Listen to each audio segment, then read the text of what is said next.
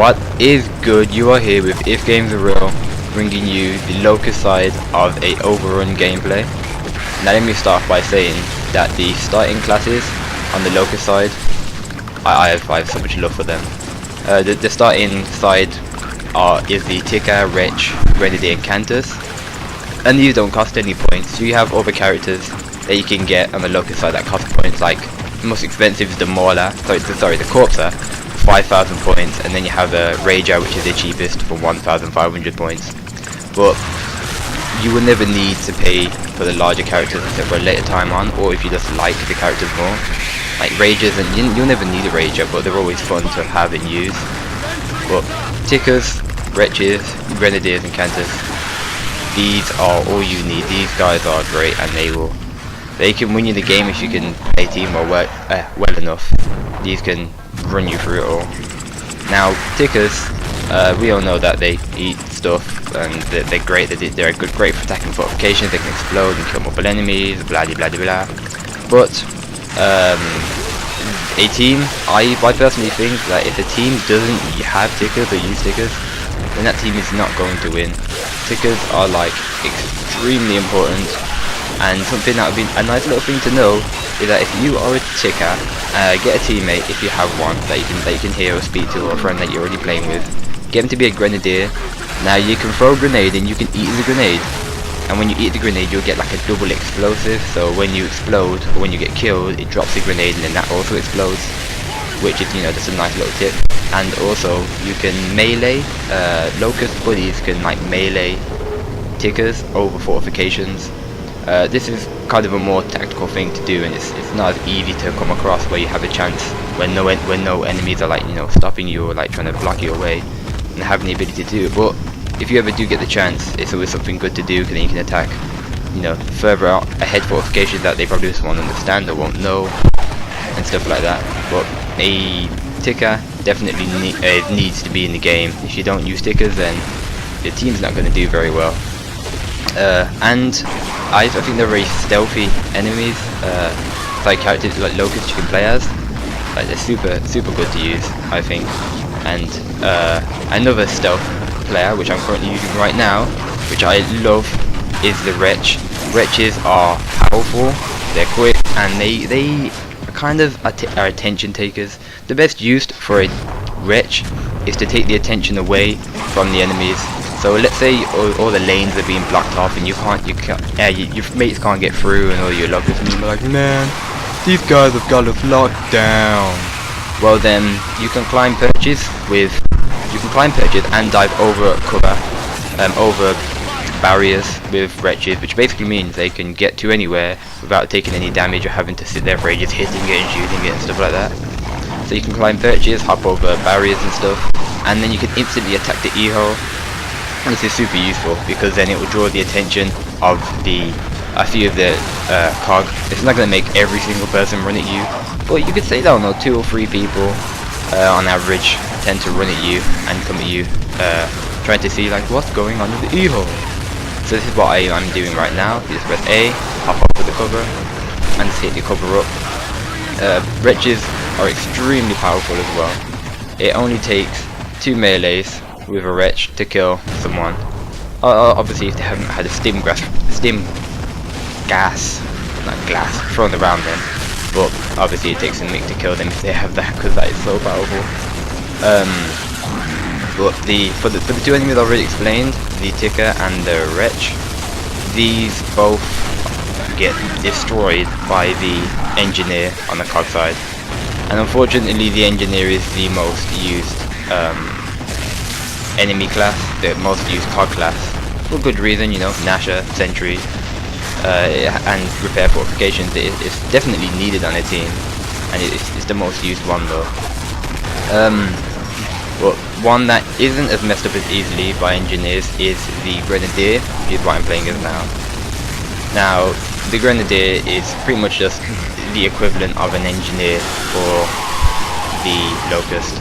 You basically have a Lancer, which is great for destroying fortifications. You have a Nasher, which can get up in people's faces, and you have grenades. You have unlimited grenades that regenerate, which is great for taking out enemies, putting damage on fortifications and the E-hole from a distance. And the Lancer is just great because you can stay out of line of sight. You can put damage on the fortifications, you can put damage on the E-hole, you can put damage on people. Yeah, it has a great support role with the engineer. Sorry, with the Nasher, allowing you to get into people's faces, have more of a fist fight. You have more of a face-to-face Nasher off fight. But yeah, you Grenadiers. Well, if you have a team of Grenadiers, you can do well, but you won't be able to survive that well. You'll be able to get through the odd fortification, but you won't be that successful. In Overrun, something that the Cogside don't do as much, but it's not needed as much, is the variety of players.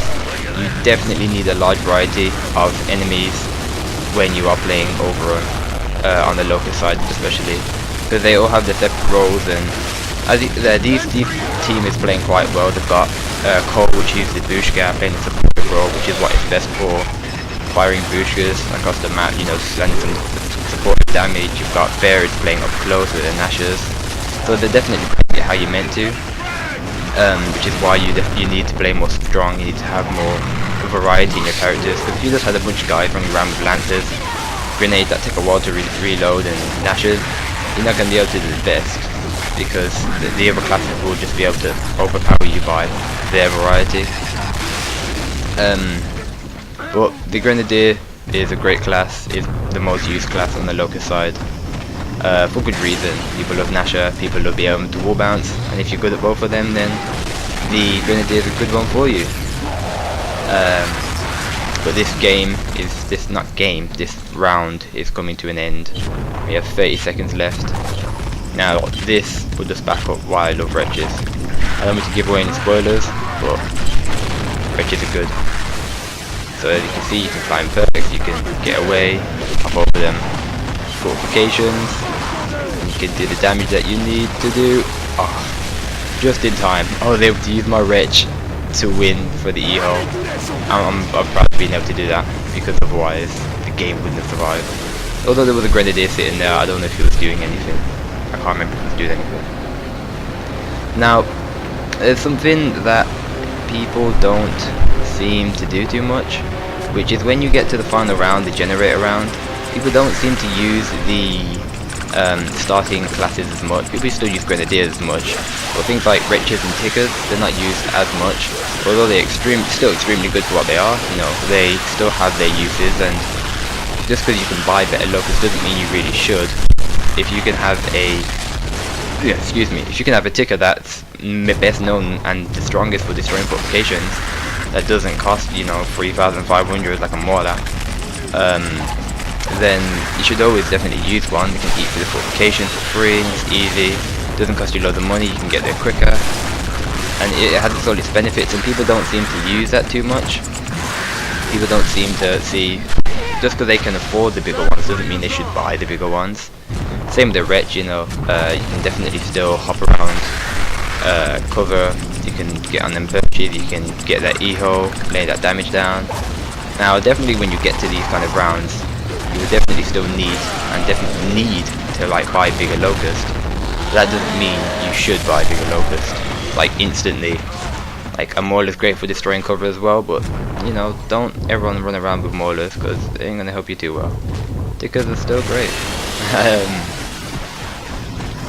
Now what happened, I don't know why, but I'm not sure if the sawn off, like I got killed twice. Well, I was ticker, but it was sawn off. There's quite a distance. I'm not sure if the tickers are just like really weak, or if that, I think it was a bot, if that bot just has like super luck when it comes to that kind of stuff. Now as you can see here, not here, but where the main area that I'm in right now, this like the fortifications leading up to that central gate, this is like the main choke point, and they pin this area down really well. So fair play to them for being able to hold us off, because there's no other ways to get in. You can use a wretch and climb over the fortifications, and you can use a wretch, so you can use a ticker to get around on the left side, and wretch can go on the right side climbing over, but there's no other way than that of getting through. If I'm right, yeah, I think I'm right, yeah. There's no other ways of getting through. So holding this position here, who they're doing very well, always works. You've got people with the marks to throw in there. the recon classes, the support classes. I can't remember. You know, laying down beacon grenades, and they're extremely useful. Beacon grenades will give you and anyone who gets caught in it gets like a damage buff where they're basically not as powerful as what they used to be. They can take they're weaker basically. I can't think of the words to explain it, but the characters are weaker. Now, based on the time left on the clock, you can see that we're not going to do this. I've got my paintball camo and all my stuff, and I'm looking pretty cool, but there's no way. They've held it down way too well. With the Bushka supporting, the sentries laid up, then they have everything they need to hold us off. So this was the Locust side of the game, and it's fair to say that we're not going to win. The only thing I'm trying to do right now is destroy the fortification to get some 3 points. And I don't even do that. Sorry. Do I do it? No. But this is the Locust side. Now I will hop over to the COG side. See you soon.